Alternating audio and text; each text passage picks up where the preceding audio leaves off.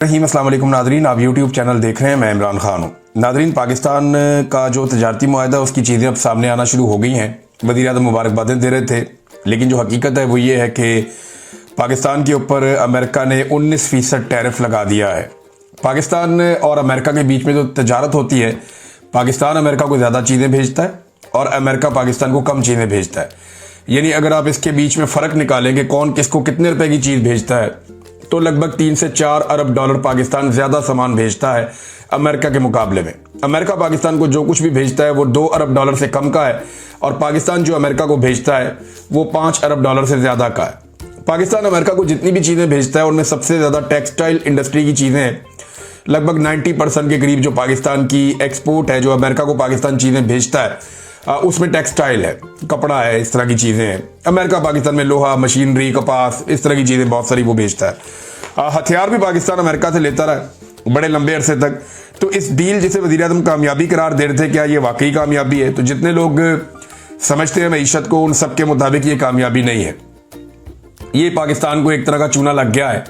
Pakistan America को लगा रहा है और अमेरिका पाकिस्तान को लगा रहा है, और एक्चुअली चूना लग रहा है पाकिस्तान की आवाम को। पाकिस्तान अमेरिका से तेल इंपोर्ट करेगा, ये एक मुआहदा कर लिया गया अमेरिका के साथ। अब आप ये अंदाजा करें कि अमेरिका कहां पे और पाकिस्तान कहां पे है। यानी ये जो ट्रेड का डेफिसिट है, ये जो अमेरिका को फर्क पड़ता है कि जनाब आप ज्यादा पैसों की चीजें भेज रहे हैं, हम कम पैसों की चीजें भेज रहे हैं, लिहाजा ये जो फर्क है ये खत्म किया जाए। अब ये फर्क खत्म करने के लिए अमेरिका से फौरी तौर पे पाकिस्तान क्या ले सकता है? तेल ले सकता है, हथियार ले सकता है। ये 2 चीजें हम ले सकते हैं ना अमेरिका से। तो हथियार पाकिस्तान पहले भी अमेरिका से लेता रहा, आइंदा भी लेगा, जो मेरी अंडरस्टैंडिंग है, और जो चीजें आहिस्ता आहिस्ता सामने आ रही हैं। और उसके अलावा तेल लेने का फैसला किया गया है। यहां जो खलीजी मुमालिक हैं आसपास, ये तो बहुत करीब है। यहां से पाकिस्तान हमेशा से तेल लेता रहा है, सस्ता तेल हमें मिल जाता था। हालांकि अपने आलमी मंडी में तेल सस्ता होने के बावजूद अपने लोगों का खून पसीना निचोड़ दिया, इतना महंगा हमने पाकिस्तान में पेट्रोल बेचा है। अब जो तेल हम खलीजी मुमालिक से नहीं लेंगे, अमेरिका से लेंगे, आपको पता है उसका फासला कितना है? ये समुद्री रास्ते से तेल आता है और जो फासला है वो बढ़ के कम से कम 8 से 10 गुना हो जाएगा। खलीजी मुमालिक का फासला आपका मैक्सिमम 2000 किलोमीटर बन जाता है, नॉटिकल माइल्स में समंदर में नापते हैं। तो जब आप जाएंगे अमेरिका, तो फिर वो दुनिया का दूसरा कोना है। यानी जमीन का जो गोला है, इसके एक तरफ पाकिस्तान है तो दूसरी तरफ अमेरिका है। जब पाकिस्तान में दिन होता है तो दूसरी तरफ रात होती है। ये इतना ज्यादा फर्क है। तो मैक्सिमम फासले वाली जगह से पाकिस्तान तेल लेकर आएगा, और यही अमेरिका यूरोप से भी चाहता था कि आप हमसे लें एनर्जी और रशिया से ना लें। और रशिया को, पाकिस्तान को मना किया अमेरिका ने कि रशिया से आपने नहीं लेना, तो पाकिस्तान ने नहीं लिया। हालांकि रशिया करीब है, पाकिस्तान को सस्ता ऑयल दे रहा था, पाकिस्तान की रशिया के साथ डील बन रही थी। तो पाकिस्तान ने अमेरिका के कहने के ऊपर रूस से तेल नहीं लिया। ये पाकिस्तान ने अमेरिका की बात मानी। उसके अलावा पाकिस्तान ने जो है वो ईरान के साथ भी कोई मुआहदा नहीं किया, गैस पाइपलाइन का, बाकी चीजों का, जिससे पाकिस्तान को बहुत फायदा हो सकता था। पाकिस्तान ने यहां पे भी अमेरिका की बात मानी। बहुत सारी चीजें चाइना को लेकर पाकिस्तान कर रहा है, पाकिस्तान वहां पे भी अमेरिका की बात मानता है, इंडिया के मामलात में भी बात मानता है। और अमेरिका जैसे ही बटन दबाता है, पाकिस्तान सीज फायर भी कर देता है अच्छे बच्चों की तरह, कि इंडिया ने अमेरिका को कहा इनको रोको भाई, तो अमेरिका ने पाकिस्तान को कहा और फौरन सीज फायर हो गया। भाई आप कम से कम उतना नुकसान तो इंडिया का करते जितना उन्होंने आपका किया था। हाँ, तैयारे हमने उनके गिराए हैं, लेकिन ग्राउंड पे उन्होंने हमारा नुकसान ज्यादा किया और उन्होंने ज्यादा मिसाइल पाकिस्तान पे मारे। लेकिन तैयारे जो इंडिया के गिरे हैं ना, वो सारी जिंदगी याद ही रखेंगे जो उनके साथ हो गया है। बहरहाल, ये जो टैरिफ, एक तो तेल पाकिस्तान अब लेगा अमेरिका से, लंबाई किराया पड़ेगा और अमेरिका से तेल पहुंचेगा पाकिस्तान। डोनाल्ड ट्रंप ने कहा था पाकिस्तान में तेल निकलेगा और पाकिस्तान में अमेरिकी कंपनियां तेल निकालेंगी। हमें यह नहीं पता था कि डोनाल्ड ट्रंप की जो कंपनी है वो पाकिस्तानियों का तेल निकाल देंगी। यानी जब आप अमेरिका से तेल मंगवाएंगे इतनी दूर से, तो फिर कीमत तो बढ़ेगी और आपको वो पे करनी पड़ेगी। और तेल की कीमत लगातार बढ़ती ही जा रही है। पाकिस्तान की हुकूमत ने एडवांस में तेल की कीमत इतनी बढ़ा दी है कि आलमी मंडी में कीमतें कम होने के बावजूद पब्लिक को किसी किस्म का इन्होंने टके का रिलीफ नहीं दिया, बल्कि कीमतें बढ़ाते गए। अभी जिस अंदाज में इन्होंने कीमतें बढ़ाई हैं, इमरान खान साहब के दौर से अगर आप मुवाजना करें तो जितनी आलमी मंडी में इस वक्त कीमत है, पाकिस्तान में फी लीटर कीमत 100 रुपए से कम होनी चाहिए थी। अगर इमरान खान साहब के दौर वाला फार्मूला आप लगाएं तो, कि वो 100 रुपए बैरल से ऊपर, वो $100 फी बैरल से ऊपर वो खरीद रहे थे, कभी 110 का, कभी 120 का। वो बड़ा महंगा पेट्रोल खरीद रहे थे और 150 में बेच रहे थे। तो अब ये तो खरीद रहे हैं 60 का 70 का इसके बीच में खरीद रहे हैं, तो ये आधी कीमत पे खरीद रहे हैं, तो इसका मतलब है इनको उससे आधी कीमत में 75 रुपए में नहीं तो चलो 100 रुपए में बेचना चाहिए। लेकिन इन्होंने किया उसकी कीमत डबल कर दी, 250 पे लेकर चले गए। ऑलरेडी बहुत महंगा है, बहुत सारी लेवियां लग गई हैं। अब जो अमेरिकन तेल आएगा, अब पता नहीं उसकी खुशबू ज्यादा अच्छी है, उसके असरात ज्यादा अच्छे हैं, क्यों पाकिस्तान ये कर रहा है, लेकिन पाकिस्तानी जानते हैं क्यों कर रहा है।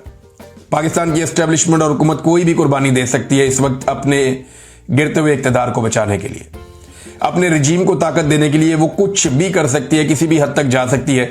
अमेरिका को राजी रखना उनके लिए बहुत ज़रूरी है, क्योंकि तमाम जो इंसानी हकूक़ के इदारे हैं उनके मेन दफातर अमेरिका में है। अक़वाम मुत्तहिदा हो गया अमेरिका में, यूरोपीय यूनियन को वो कंट्रोल करते हैं। ह्यूमन राइट्स की बड़ी बड़ी ऑर्गेनाइजेशन जहाँ से पाबंदियाँ लगती हैं, चाहे फैटफ है या बाकी सब हैं, वो सारे अमेरिका के ज़ेरे तसल्लुत हैं। तो अमेरिका को राजी रखना पाकिस्तान के लिए बहुत ज़रूरी है। यहाँ खसारे में भी जाए पाकिस्तान या पाकिस्तानी अवाम, तो इससे इन्हें फ़र्क कोई नहीं पड़ता। 19% टैरिफ पाकिस्तान पे आयद कर दिया गया। माजी में ये क्या था, सीनियर सहाफ़ी खालिद जमील साहब ये बताते हैं, अमेरिका ने पाकिस्तानी तजारती अशिया पर 19% टैरिफ आयद कर दिया है। गुज़िश्ता साल ये औसतन 10.7% और GSP के तहत 3,511 अशिया ऐसी हैं जो पाकिस्तान अमेरिका को भेजता है, जिसमें 0% टैक्स था। ये टैरिफ होता क्या है, पहले जरा आप ये समझ लें। जब आप अपनी कोई चीज किसी और मुल्क में भेजते हैं तो उस चीज के ऊपर वो मुल्क जो टैक्स वसूल करता है, सादा अल्फाज में उसको टैरिफ कहते हैं। ये टैरिफ दो वजूहात हैं कि कोई हुकूमत या कोई मुल्क इसको क्यों वसूल करता है। नंबर एक, वो ये चाहते हैं कि उनके पास जो टैक्स की आमदन है वो बढ़ जाए। नंबर दो, वो ये चाहते हैं कि उनके अपने मुल्क के अंदर जो चीजें बनती हैं लोग उनको ज्यादा खरीदें। मिसाल के तौर पे अगर पाकिस्तान अपनी गाड़ियां बनाता है तो पाकिस्तान की कोशिश होगी कि बाहर से आने वाली गाड़ियों के ऊपर ज्यादा टैक्स लगा दें, ज्यादा टैरिफ लगा दें, ताकि बाहर वाली गाड़ियां महंगी हो जाए और अपनी गाड़ियां सस्ती मिलेंगी तो लोग अपनी गाड़ियां मार्केट में खरीदेंगे। यही अमेरिका का फॉर्मूला है इन चीजों को लेकर। तो अब 19% टैरिफ पाकिस्तान पे लगा दिया गया। पहले कुछ चीजों पे 10% था और 3511 अशिया पे 0% था। लेकिन पाकिस्तान ने नोबेल इनाम का ऐलान किया, फिर जनरल कुरेला को जो है वो निशान इम्तियाज बी मिलिट्री का उससे नवाजा गया। मादनियात का जो है वो बड़ा ये कहा गया कि जनाब सारी मादनियात आपकी हैं, आप रेयर अर्थ मिनरल्स जो आपको बहुत ज़रूरी चाहिए फ्यूचर के लिए वो आप यहाँ पाकिस्तान से ले सकते हैं। और 0% टैरिफ की पाकिस्तान ने पेशकश भी की, लेकिन अमेरिका ने 8.3% इजाफी टैरिफ पाकिस्तान पे लगा दिया।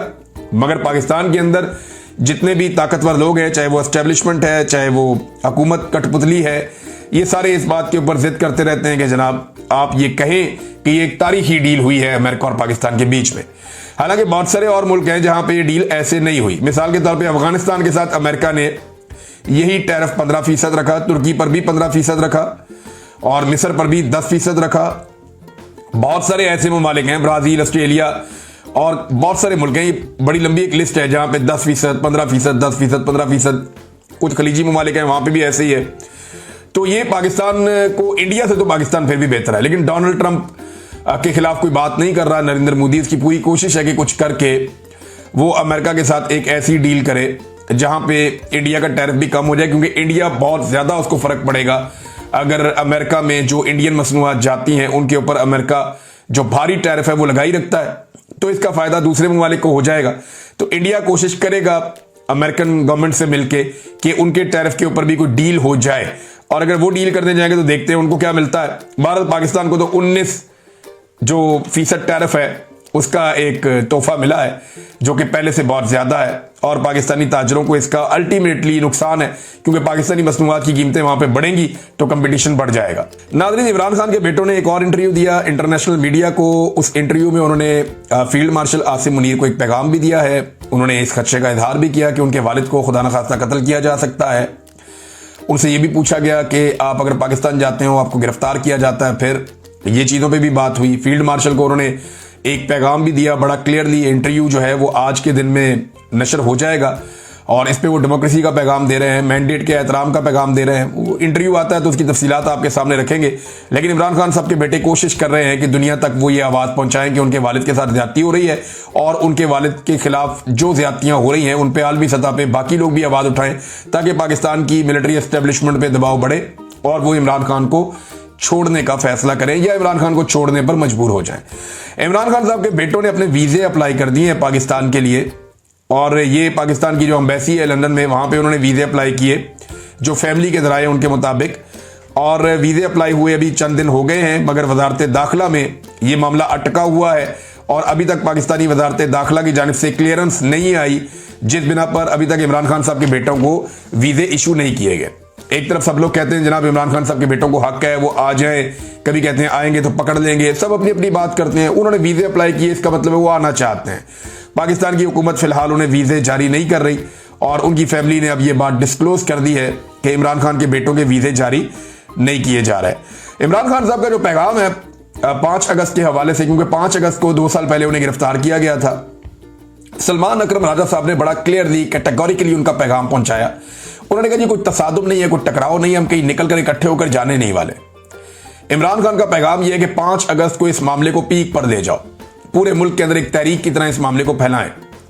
और उसमें इमरान खान साहब ने कहा कि निकलें सारे के सारे अपने घरों से बाहर, कोई जरूरत नहीं है, कोई इस्लामाबाद की तरफ नहीं जा रहा, कोई किसी और शहर की तरफ मार्च नहीं कर रहा। जो जो लोग जिन जिन शहरों में, जिन जिन देहातों में, जिन जिन इलाकों में रहते हैं, वो अपने अपने इलाकों में निकलकर बाहर रैली निकालें, एहतजाज करें, धरना दें, उस दिन अपनी ताकत शो करें रियासत के सामने पाकिस्तान के अवाम। जैसे 8 फरवरी को अवाम ने एक बहुत बड़ा धचका लगाया था पाकिस्तान की मिलिट्री एस्टेब्लिशमेंट को और पाकिस्तान की रियासत को, और एक बदनुमा दाग शिकस्त का उनके माथे के ऊपर लिख दिया कि पाकिस्तान की अवाम जो है वो एस्टेब्लिशमेंट को तनहा भी शिकस्त दे सकती है, निहत्ती शिकस्त दे सकती है। तो अवाम में तो ताकत बहुत होती है ना, तादाद बहुत बड़ी होती है, और यही तो मालिक है असल पाकिस्तान के। तो इमरान खान साहब ने ये नहीं कहा कि सारे निकल के कहीं चल पड़ेंगे और उस दिन कुछ बहुत बड़ा मामला हो जाएगा, लेकिन उस दिन ये 5 अगस्त का दिन बड़ा तभी हो सकता है जब पूरा पाकिस्तान 5 अगस्त को निकल के बाहर आ जाए। क्या पाकिस्तानी बहुत बड़ी तादाद में निकल के बाहर आ जाएंगे? दुनिया भर से इतलात आ रही हैं। जापान से मुझे कुछ लोगों ने मैसेजेस भेजे, उन्होंने बताया जी कि जापान में बड़ा तगड़ा प्रोग्राम होने जा रहा है ओवरसीज पाकिस्तानियों का, जैसा कि लंदन में हो रहा है, बार्सिलोना में हो रहा है और अमेरिका में हो रहा है, मैंने आपको पहले भी बताया था। अब ऑस्ट्रेलिया के अंदर जो है वो मल्टीपल प्रोग्राम्स होने जा रहे हैं, पाकिस्तान तरीके इंसाफ के लोग या ओवरसीज पाकिस्तानी कर रहे हैं। तो दुनिया के तमाम ममालिक से इतलात आ रही हैं, मैं आपके साथ शेयर करता जाऊंगा जैसे जैसे दिन करीब आएंगे। ऑस्ट्रेलिया में संडे को ये प्रोग्राम है उधर जापान में, और फिर ऑस्ट्रेलिया में भी एक प्रोग्राम है। इनकी तफसीलात मैं आपके साथ शेयर करूंगा। अभी पाकिस्तानियों को जो इमरान खान साहब का वाहिद पैगाम है वो ये है कि 5 अगस्त को सारे के सारे अपने घरों से बाहर आ जाएं। कोई जरूरत नहीं है कोई तसादुम की, कोई लड़ाई की, अपने घरों से बाहर आए और आकर रजिस्टर करें कि आप इमरान खान के साथ खड़े।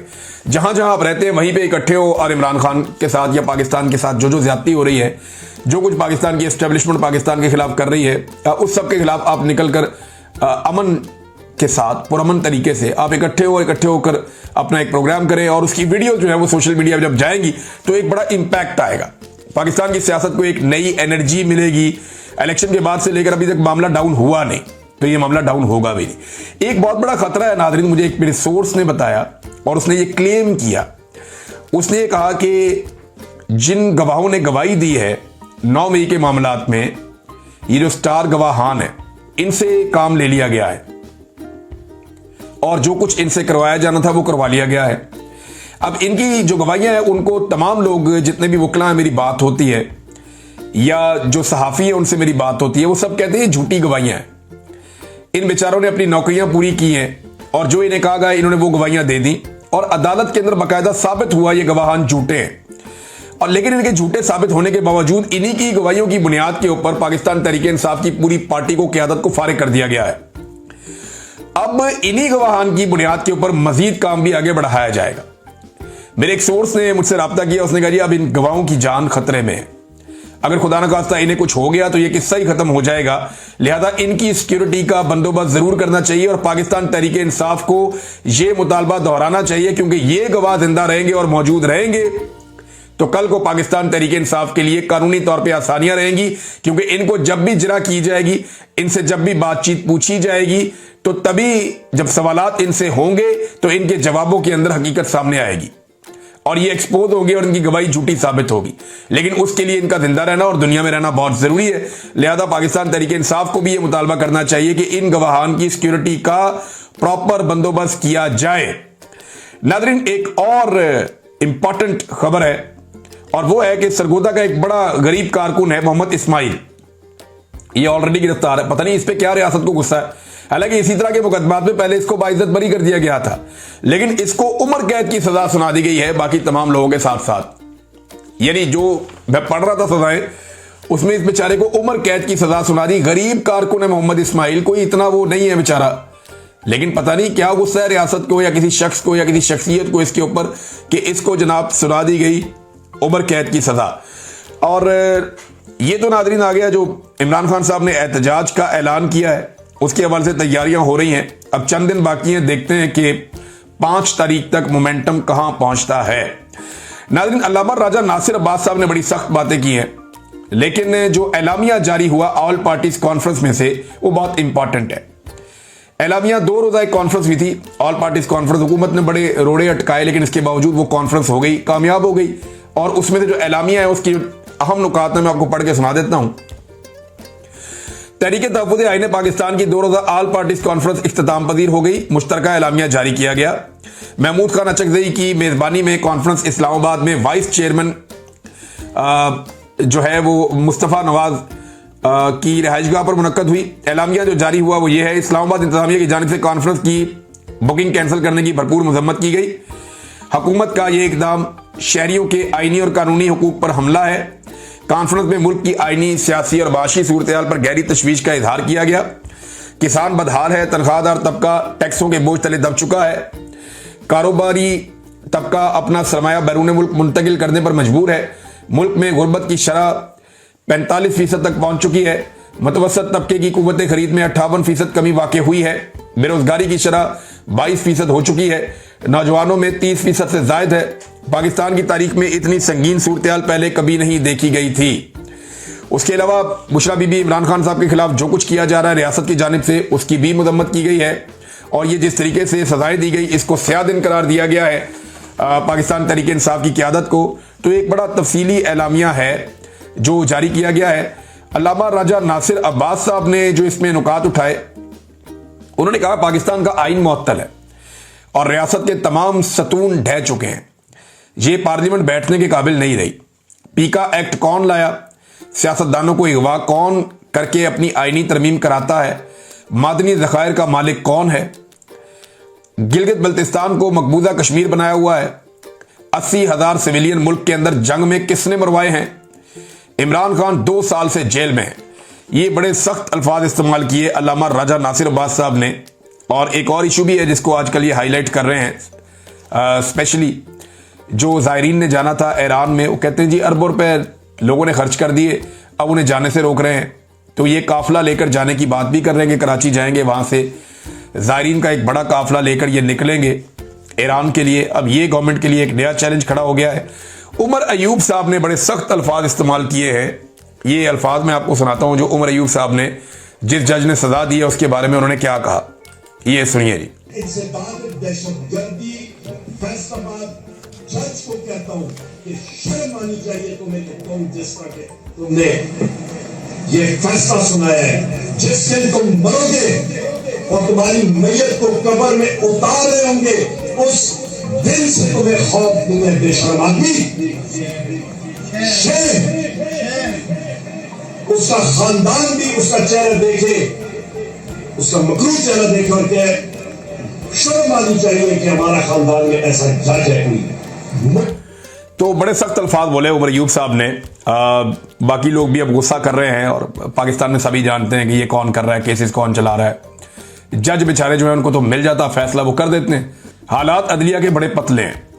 अब नाजरीन, जो ऑपरेशन चल रहा है बाजोड़ में, उसके खिलाफ लोग मुतहर्रिक हैं, बहुत ज़्यादा मुतहर्रिक हैं।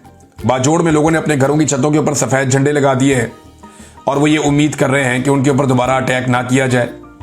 मगर 4 दिन के लिए बाजोड़ में और मुख्तलिफ वज़ीरिस्तान के इलाकों में कर्फ्यू नाफिज कर दिया गया है।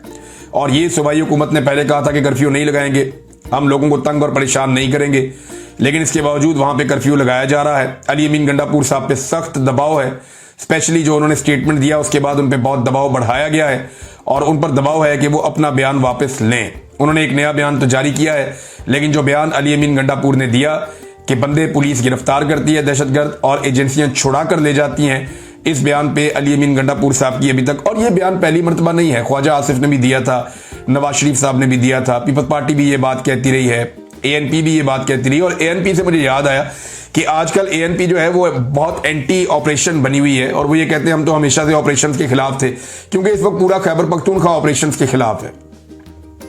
पूरा खैबर पख्तूनख्वा ये कहता है कि ऑपरेशन हम नहीं होने देंगे, और ऑपरेशन से जो नुकसानात होते हैं उनका अजाला कभी नहीं होता।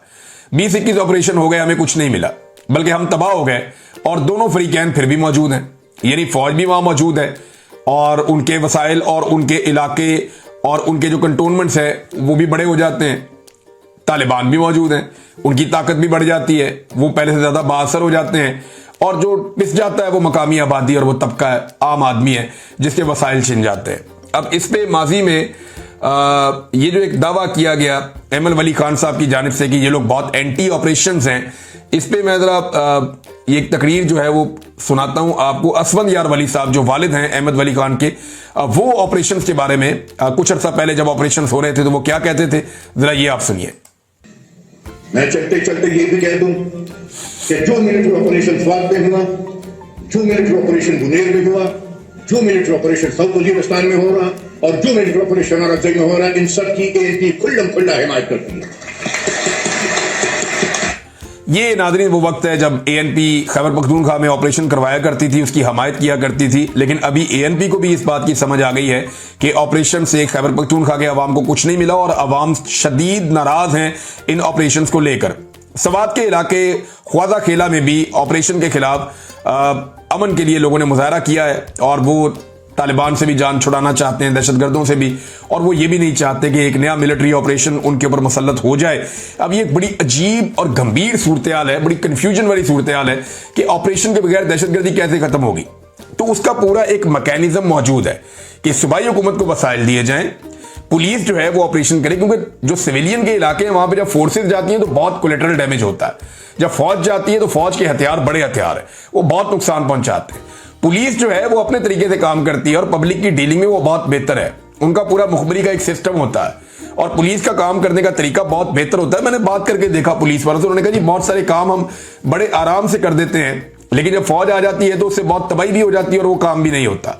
लिहाजा पुलिस की ट्रेनिंग है, पुलिस को इसकी समझ है, उनको वसाइल दिए जाएं तो वो ज्यादा बेहतर अंदाज से निमट सकते हैं। लेकिन पुलिस ये कहती है कि जनाब जब भी हम पकड़ते हैं दहशतगर्द बकौल गंडापुर साहब के, तो एजेंसियां आकर छुड़ा कर ले जाती हैं। तो ऐसे भी काम नहीं चलेगा, इन चीजों को ठीक करना पड़ेगा, मिलकर बैठना पड़ेगा, लोगों की बात सुननी पड़ेगी, क्योंकि अवामी ताईद और हमायत के बगैर आप कोई भी ऑपरेशन नहीं कर सकते। अगर करेंगे तो आप उसे कामयाब करार नहीं दे सकते।